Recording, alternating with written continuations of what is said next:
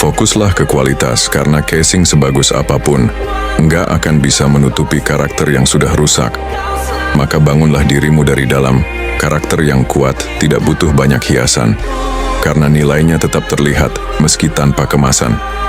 Rawatlah isi sebelum mempercantik bungkus. Sebab karakter yang bagus akan tetap bernilai meski tanpa sorotan, cepat atau lambat. Topeng itu akan jatuh dan nilai aslimu yang bicara.